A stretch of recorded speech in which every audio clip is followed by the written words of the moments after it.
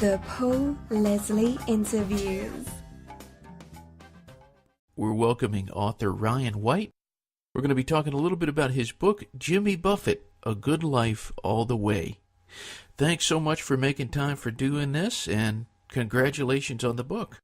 Hey, thanks, Paul. Happy to do it and happy to be here. How are you today?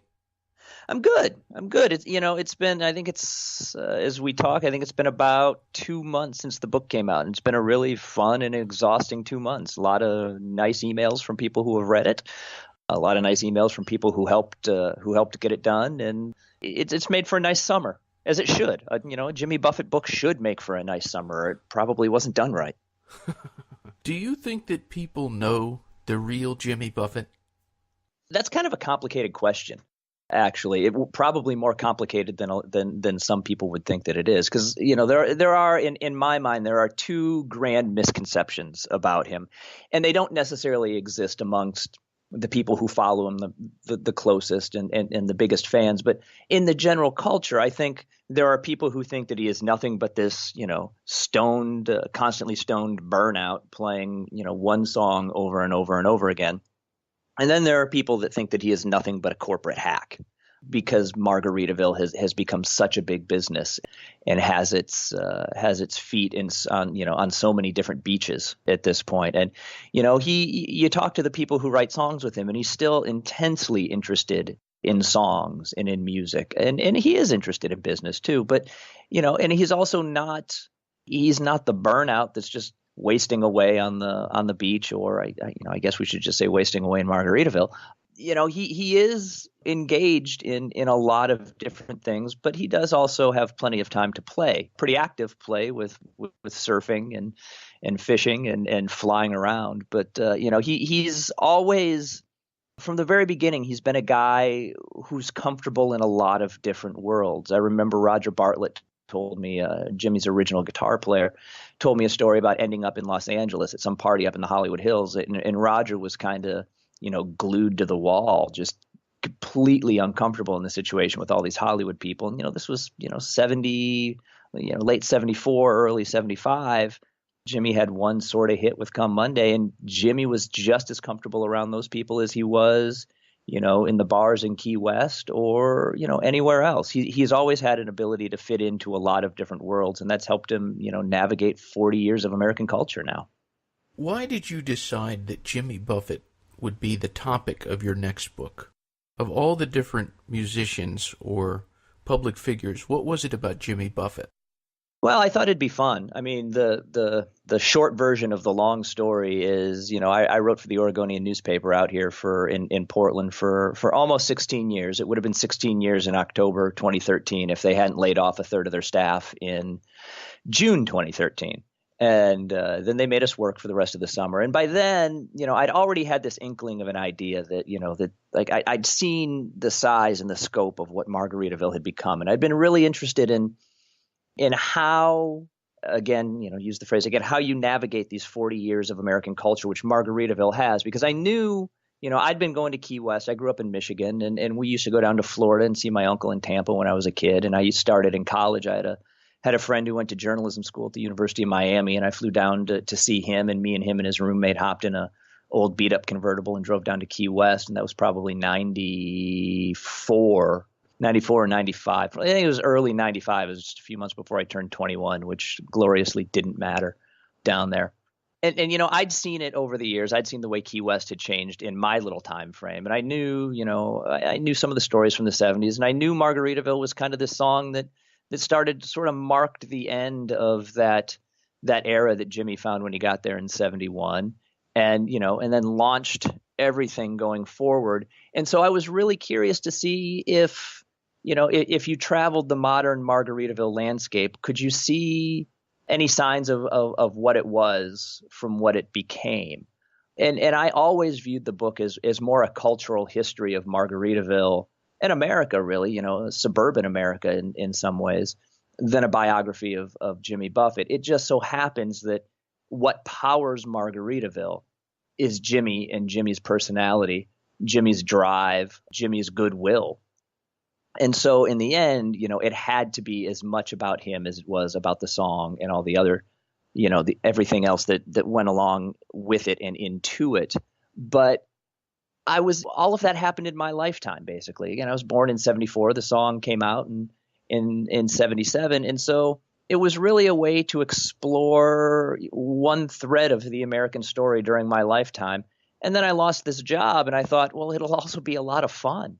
I got to live on a sailboat in Key West for a week. I got to just wander New Orleans for no good reason. Took a couple trips to Las Vegas, getting to hang out in Muscle Shoals in Florence, Alabama with Norbert Putnam, who produced a bunch of those old records, was just fantastic.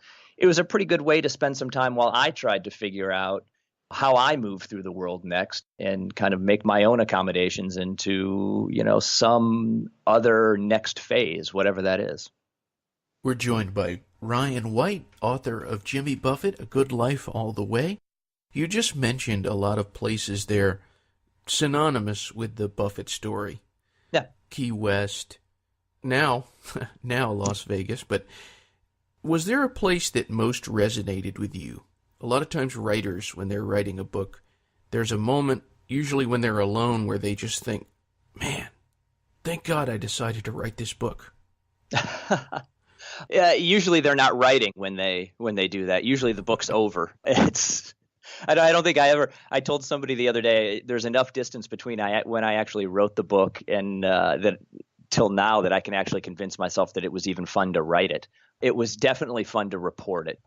I feel like, I think the moment where I felt like I was as close to the origin of Margaritaville as I was going to get in 2015 when I was reporting it. Was I was staying again, I was used Airbnb, and I was staying on a sailboat on Stock Island at this marina, and the marina had a bar, and the bar was basically shambled together through bits and pieces that weren't used when they were constructing the marina, and the locals were selling $1.75 beers out of plastic coolers. And, there's this one night in there where the old woman working behind the bar was just kind of leathery and tattooed. And she looked at me and she goes, "Who are you?" I'm down here. I'm staying on a boat. I'm doing some work. And it's like, "Oh, you staying in the rich part or the poor part?" Like, "Well, what's the difference?" She goes, "Do you have lights over your sidewalks?" I said, "Yeah." And she goes, "Rich part." And then she got me a beer. And, one of those fantastic Florida thunderstorms roared out of nowhere, disappeared pretty much just as quickly, but it was just pouring rain for a minute. And so I decided to have another one, and I start talking to the guy at the end of the bar, and he tells me he'd once been Minnesota's most wanted fugitive.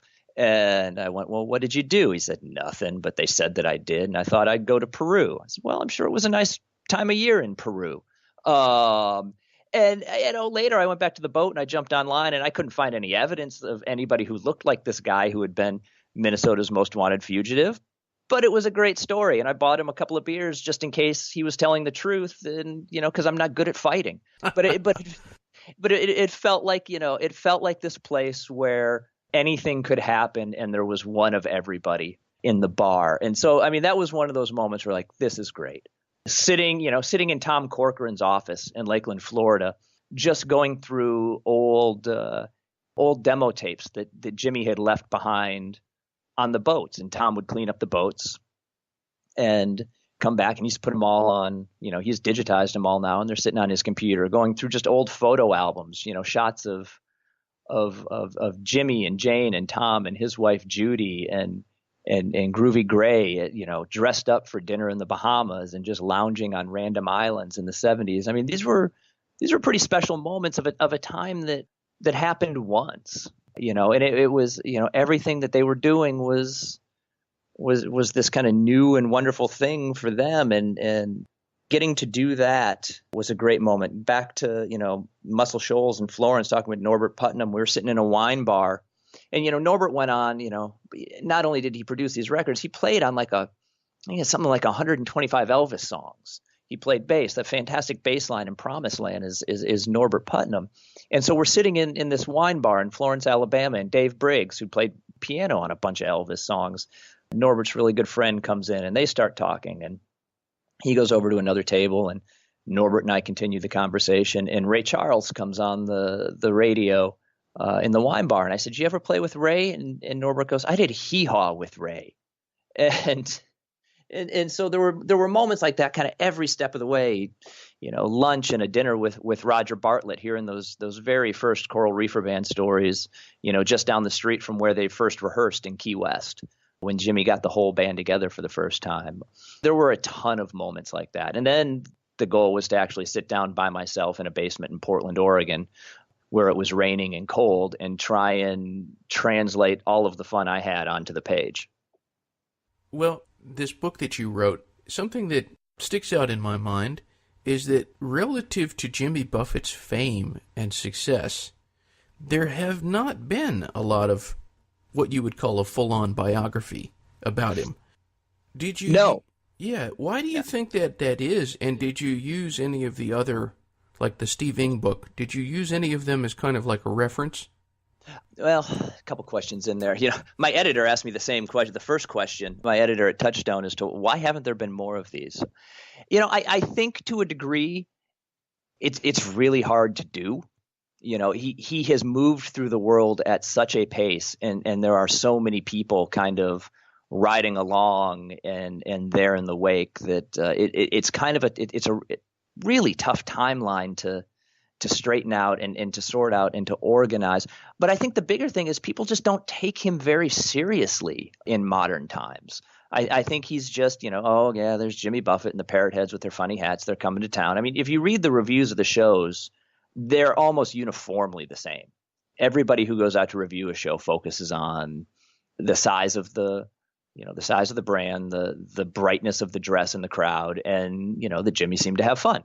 And I don't think that's a seem to. I think he genuinely still enjoys getting on stage. But I don't know that people kind of take a look at just what Margaritaville has become, kind of what the growth of that means and how hard it is to do. I spoke with someone a couple of weeks ago as we were trying to hash out whether or not it's kind of the most successful song ever. And it might well be. It's certainly the most profitable since Happy Birthday lost its trademark copyright. And so I just don't know that people take it that seriously. And the trick is to take it seriously while still having fun with it. It's the old Bruce Springsteen line from his South by Southwest speech about, go out there every night like your absolute life depends on it, and remember that it's only rock and roll. You got to have both of those things. With regard to Steve's book, I gave it a quick look to see who he talked to, going through the acknowledgments and stuff. I kind of consciously didn't read it, and that has nothing to do with Steve's book. It has everything to do with the fact that I wanted to take this on my own and just build it myself, and I thought that I could do that. I think you get in you can kind of get in the danger of repeating something that doesn't need to be repeated when you do something like that. And so I just kind of, I have a copy of it. I should probably, really sit down and read it now that mine is done. But I did the same thing when I was in newspapers. If I had to profile somebody and a profile of them came out while I was doing it, I would glance at it, but I didn't want to read it too hard because you just don't want to accidentally repeat things even. And that can happen. So, I should dig into that copy at some point. We're joined by Ryan White, author of Jimmy Buffett, A Good Life All the Way, a biography of singer-songwriter Jimmy Buffett.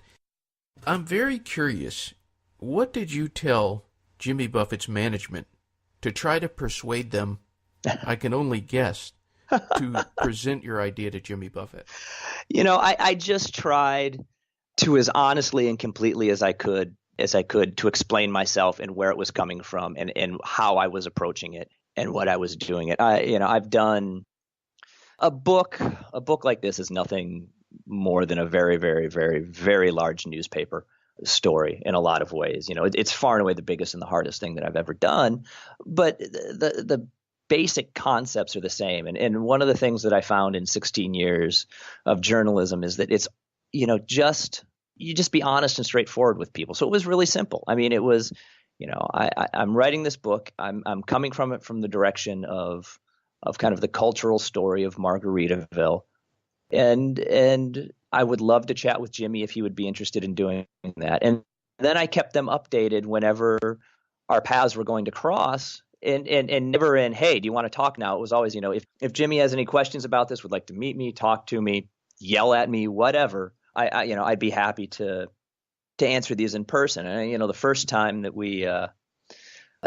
we crossed paths completely on accident, just dumb luck on my part, was I happened to be in Pascagoula the day they dedicated a bridge to him, right up the bayou right down the bayou from where his grandfather's house was. And he and Mac flew in and they did a 9-song acoustic set on the beach, and there was beer and cheeseburgers, and it was just a really lovely, obscenely hot September day down on the Gulf Coast, and it was a great time. And so I just sent him an email and said, hey, I'm going to be here, just so you know, and if there's any questions, I'm happy to answer them. And we never heard back from them. They got the emails, but we never heard back. But I give Jimmy here, I owe him a nod of thanks anyways, because he could have made this really hard to do. He's maintained a lot of friendships over a long time, and people who have worked for him for a long time, and they feel loyal to him and they like him. And it was funny, Mac McAnally, when I was talking to Mac, he said at one point that he goes, you just don't run into people who have bad things to say about Jimmy Buffett. And I said at that point, I said, I've been working on this for about 18 months. And I said, I wasn't looking for that specifically, but I was expecting to run into it by now. And I never even ran into it. Like, I ran into people who had problems with his touring accountant. I ran into people who had problems with other musicians, with management, with tour managers, but never Jimmy. And he could have told a lot to talk to me, and they probably wouldn't have talked to me. And as far as I know, that never happened, because almost exclusively everybody I tried to get a hold of said yes. I mean, when I finally found an email address for Mike Utley, he emailed me back like 15 minutes later and said, I'd love to talk, but I'm getting ready to get on a plane to New York. Can I call you in a couple of days? And a couple of days later, my phone rang and it was Mike. John Colin, the CEO of Margaritaville, was the same deal. He was checking into their hotel and I was staying there, and I went up and introduced myself. And, he's always been really quick to get back to me on email with questions that I had. And he was very generous with his time to explain to me just how the brand began to grow and became this, what this year will be probably close to a $2 billion brand. So the big question for me is this: if you had a chance, now that you've written the book, to just have a few minutes to ask him some questions, Jimmy Buffett, what would you have asked him? I see this book. I've always seen that, especially now as I've talked about it some and thought about it more in its kind of finished state. It's the story of how you make your way through the world. And now he's done it with a lot more flair and a lot more style. And, Jimmy and Margaritaville specifically, it's kind of a different way of making your way through the music business. And, he took some leaps of faith that worked out. I think about Radio Margaritaville and how that began as just an internet radio station that really marked Jimmy as understanding the internet far and its impact far better than the rest of the record industry did. I'd really like to talk to him about that period in the 80s when he was kind of wrestling with all of this. I mean, I write this in the book. There's the line from Where's the Party on Somewhere Over China, where he says, sometimes I wish the radio would learn another song. And, there are these moments in some of his early writings. There's a script for a Margaritaville movie that never got made, and some early drafts from Tales from Margaritaville and even into Tales from Margaritaville, where the scene eventually found a home where, these characters are kind of aghast at what's happened at Graceland and what's happened in Hannibal, Missouri, and the way that people are cashing in on Elvis and Mark Twain, and I think it wasn't necessarily a natural and easy decision to take advantage of Margaritaville's popularity. And, there were valleys there, especially in the early to mid 80s where, the records weren't selling and, but the concert tickets were always, doing okay. But, I think it's that kind of discussion is one that I would really like to have is about the thought process through that whole thing and how you kind of convince yourself or make the argument to yourself. Convincing yourself makes it sound like, you're having to talk yourself into something. But what that conversation is like when you make your peace with the fact that, yeah, this is pretty good. People like this. And, there are a lot of people who aren't lucky enough to have one thing that everybody loves. Only one went to the top 10, but, I still, I'm not a particularly huge fan of Cheeseburger in Paradise, but I see the reaction in the basketball arena when he plays it and people go nuts. And, it's a pretty great thing to be able to do for people. But that discussion about, the very, very early days of the brand and those kind of lean years in the 80s where the scene had changed so much from the 70s. The 80s in general were kind of a bridge decade for Jimmy. By the 90s, the crowds were huge again, and the Parrot Head thing had really had begun to take off and, got a name. And, the early 90s, the Parrot Head Club started. But navigating those things, it's a book about navigation and how you kind of make your way through the world. Somebody asked me the other day how all those people from Key West survived the early Key West years. And I said, well, some of them didn't. But, some of them did, and one or two of them survived it rather spectacularly in Jimmy's case. And so those are the questions that I would like to ask. I'm kind of a little less interested in, how do you choose your set list or any of that stuff. That works itself out. But the 80s, I think, would be an especially interesting time to explore. Well, now that we're talking about Jimmy Buffett songs, I warned you that this was going to happen. Already? Already. Now, don't tell us what the song is, your favorite Jimmy Buffett song. Don't tell us. We want you to sing a line from that song. Right now? Do it. Do it right now. After 86 years of perpetual motion, feel likes you, he'll smile and he'll say, Jimmy, some of it's tragic, some of it's magic, some of it's tragic, but I had a good life all the way. I had a feeling. Just that. I had a feeling it's too good a marketing opportunity. It's too good a marketing opportunity. You got to dance through that hoop. Well, wasn't that one of the songs that Bob Dylan mentioned of Jimmy Buffett's that he particularly liked? Yeah. I mean, it was kind of, he went to Paris and Death of an Unpopular Poet, and he and Joan Baez have covered A Pirate Looks at 40. And, one of the things that I kind of hoped this book might be able to do, if it could do anything at all, would be to remind people what it all was like back then, and remind people that the guy's a heck of a writer too. It's funny what time does to the way that we view things that we become really familiar with. I just finished Noel Monk's book about the early years of Van Halen, that 78 through 84, 85 period where he was the tour manager and then their business manager. And it just kind of reframed for me how different what they were doing was. It's like now, I went back, I listened to their first album the other day, trying to imagine, their first tour, they were opening for Journey and Montrose, and trying to imagine what it would have been like if you had no idea who these guys were, hearing them hit the stage with I'm on Fire. It would have blown your mind. And it's, now it's, you hear it out the window of every car that drives by that's listening to Summer FM rock.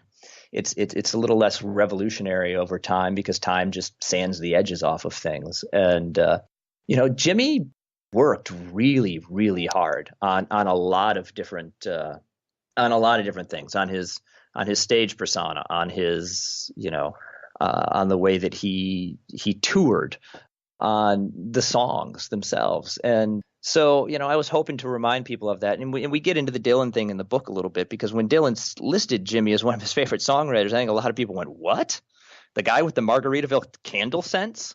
But, Dylan, for all of his brilliance, for all of his poetry, for all of,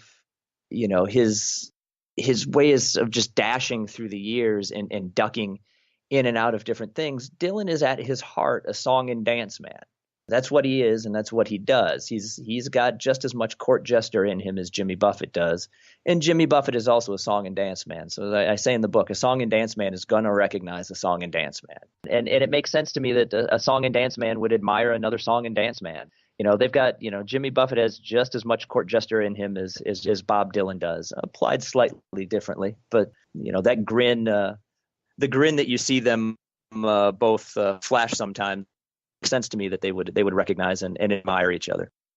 One time I was interviewing the percussionist of Jimmy Buffett, Eric Darkin, and I was telling him, I said, this might sound really, really crazy to you, but I think that Jimmy Buffett could do a very good vocal jazz record. And he almost cut me off and he said, "Oh, yeah, I absolutely believe that." And I'm wondering if I could get your thoughts on that. It'd be interesting. It'd be interesting. I mean, Eric would, Eric sees those little moments that are, that are the sound check moments and the studio moments and all of those things.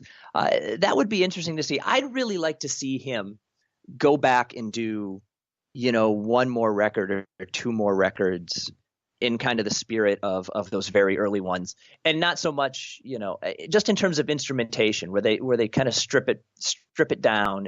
And I love I love Robert Greenidge and Robert Greenidge's sound, but it would be interesting to hear him do a song where it's just Doyle on pedal steel, and you get a bass player, you get bass guitar, and just work with Mac and Mike and strip it down and do something kind of really spare. And see if you could, dial in, kind of in the way that Cash did some of those later records with Rick Rubin, where they stripped him down. And, it's one of these weird things with musicians where everybody always loves people who have been around a long time, especially the default pretty much is always those early records, because they sound raw and they sound immediate and they sound authentic is the word that gets put around. But you start talking to musicians, and what it is they don't know what they're doing in the studio. And so by record 3 or 4, they're actually much better at their craft than those first couple of records, and things start to smooth out, and they understand better how to translate their ideas. And Jimmy certainly knows how to do that with the assistance of Mike Utley and Mac McAnally, especially, who are just brilliant musicians. And so it would be fun to see him either strip it down and try and apply what you've learned to those early ideas, or go in a completely different direction. As you said, I think a jazz vocal record would be fascinating. I think anything that would make people freak out a little would be fun to hear him do. Interesting. Well, this is probably a very difficult question. You got to speak with so many people all over who were associated and are associated with Jimmy Buffett. Again, a difficult question. Who would you say was the most interesting person? Oh, man. I mean, it's not so much difficult as it is impossible. I mean, somebody like Deborah McCall, who was playing in folk, hiking up to Atlanta to play on gigs, and eventually, kind of became one of the original Reeferettes, who's, she's now a therapist in outside Atlanta. Fascinating life. Roger Bartlett, has this love of jazz and gypsy guitar and art, and all of those early Key West stories, or road stories. Really, he had an apartment in Key West for 2 months, or had the keys for it, and realized that he was never going to be there because they were on the road so much, so he got rid of it. I mean, Tom Corcoran gave Buffett his first beer in Key West. Tom was first down in Key West in the late '60s with the Navy, and he got to know Jerry Jeff Walker and Jim Harrison and Tom McGuane. He told me a hilarious story that didn't make the book about going with Jerry Jeff Walker to a hootenanny on Stock Island with a bunch of Navy guys who were sitting there playing Michael Row Your Boat Ashore with crew cuts and stuff. And finally, like, Jerry Jeff couldn't take it anymore, and he played one of his, and one guy had a Jerry Jeff Walker record and recognized him. And then for the rest of the night, it turned into a little private Jerry Jeff Walker concert while Tom's very young son, Sebastian, slept in the guitar case. Tom has gone coast to coast and around the world, and he kept his wits about him through the whole thing, which helps. He was, as he says, he tried most everything once, maybe twice, but he was never that into anything but beer. And so that helps the memory. So there were a lot of hazy recollections of the '70s from the people that I talked to. But Tom was he's lived a heck of a life, and he's written a bunch of great mystery novels, and he has a big, huge memoir in him if he wants to write it. I don't know that he wants to write it, but he's been in all the right places at all the right times, and he's got the brain and the talent to really translate those stories. And so if you're forcing me to choose one person, I would say Tom. But man, it's from Keith Sykes to Todd Snyder, Will Kimbrough, just the definition of a consummate professional working musician. Just who's currently out on the road with Emmylou Harris, and then as soon as they get back from that, he'll be making one of his records or helping a friend make one of theirs or playing with Rodney Crowell or somebody else. There's a lot of interesting people in the world, and I was lucky to get a chance to talk to a bunch of them for this. When I was reading the book, someone that I thought, well, that's interesting, was when you encountered John Colin, the CEO of Margaritaville. Yeah. I liked that because it was kind of an unexpected look at another side. Yeah, I mean, he's kind of, I don't know if I use this phrase exactly in the book, but he's kind of straight business ninja.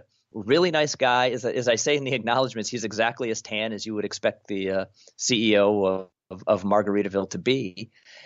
But he's really, really sharp, and he understands what Jimmy's appeal is. And not a lot of people over the years have. A lot of business people missed out on that. A lot of record executives missed out on that.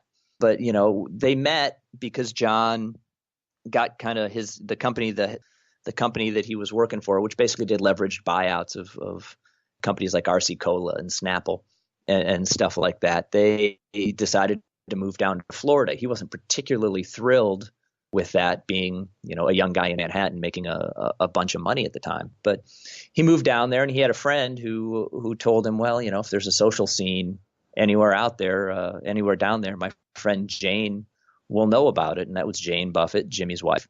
And so they met. John and Jimmy met that way. And Jimmy took John to Jazz Fest in New Orleans one year, headlining. And John stood there at the side of the stage and just, he knew he worked with RC Cola, and everybody knows RC Cola is a cola brand, a soda. But out and was like, this stands for something. This is a brand with meaning. And he told me that over the years, and he didn't want to get into who's and what's, and I respected that, but that over the years, other musicians have called him up saying, hey, can you do for, or managers can you do for our guy what you did for Jimmy with Margaritaville? And there's just no there. It's hard to, there are a lot of brands in the world. There's only a handful of lifestyle brands that anybody can recognize. And, Margaritaville is definitely one of them. Back to that discussion I was having about there being no other song like it. The only thing that really, in terms of lifestyle brands, I guess you could look at somebody like Martha Stewart a little bit. But the thing that the closest analogy to me is actually Star Wars, which also came out in '77 in the way that it's just this expanding universe, and everything that happens in that galaxy far, far away. With Margaritaville, everything they do happens on that little island, no matter how big it is. But John recognized that, and John had the talent to do the work and make the deals, because they didn't have piles of money starting out to, capital to build or any of these other things. They had to kind of scuff and scheme their way through it. And John did it. He was really, really smart and deserves a lot of credit for what it's become. We're talking with Ryan White, author of Jimmy Buffett, A Good Life All the Way. What was the most surprising thing that you learned as a result of writing this book? Most surprising thing that I learned. The actual location of the cheeseburger in Paradise makes it in there. I'm not going to give that away. It's in the book. Everybody can buy it. That was a good one. I think I found it interesting. Surprising is maybe not the right word, but I was really interested in exploring, because people forget that Jimmy was, kind of that early Austin scene, as Austin was just coming around after Willie moved down there in the 70s. And, how Nashville at the time was dominated by what they called the Nashville sound, the big glossy kind of productions with George Jones and Tammy Wynette and Chet Atkins, who kind of masterminded the whole thing. People would ask him to define the Nashville sound, and he'd jingle the change in his pocket. And what happened was, well, everybody was looking for the next voice to put underneath their orchestrated country music.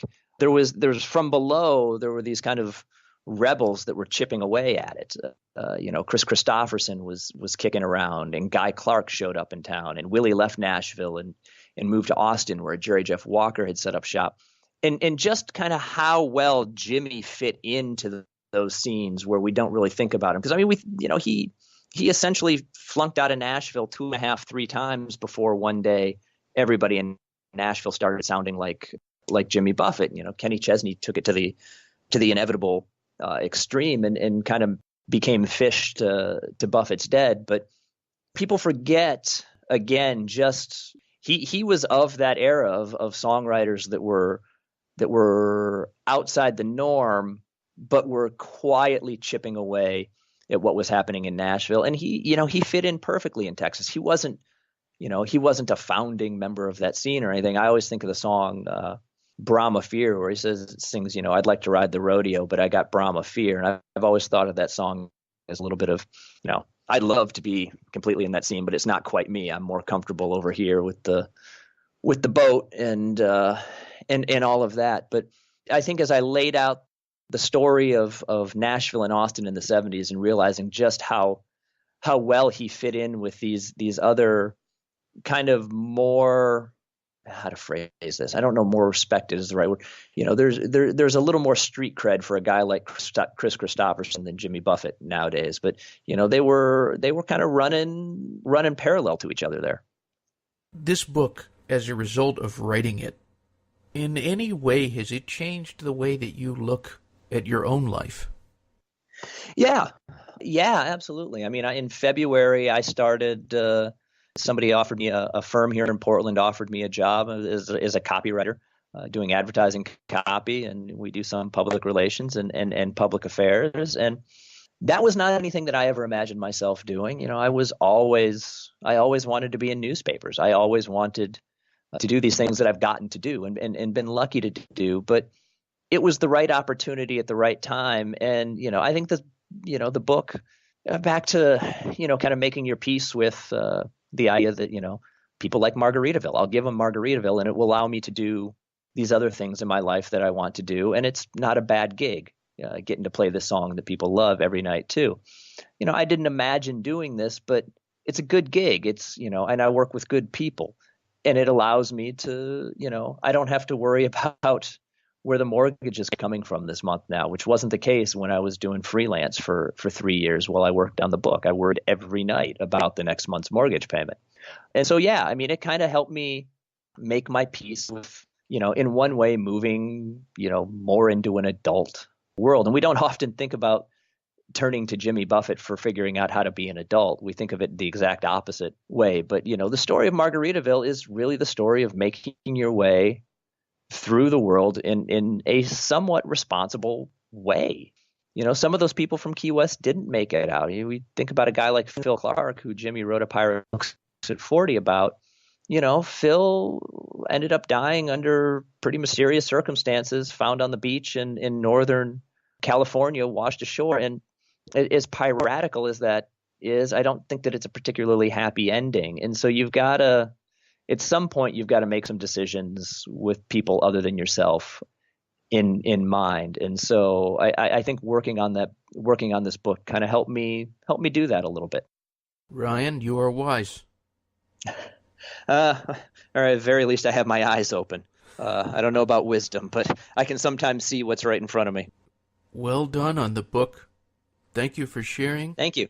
It was a ton of fun to do, and it was great to chat with you. It was great to talk to you after having read the book. I'm very glad we had this chance. I can tell you have a very perceptive and inquiring mind. If you don't hold on to your curiosity, there was this quote from Jim Harrison that's in the documentary Tarpon, where he talks about life shouldn't just be this run of diminishing enthusiasms. He phrased it a little bit better than that because he's Jim Harrison and I'm not. And a lot of those enthusiasms, find them starts with a little bit of curiosity, and I think we should all carry a little bit more of that out into the world. If they want to find out more, of course, the book is Jimmy Buffett, A Good Life All the Way. And if they want to visit your website, it's ryanwhite.com. Yep, and you can find me on Twitter at @RyanWhite. And just wherever fine books are sold. All right, buddy. Great. Thank you, Paul.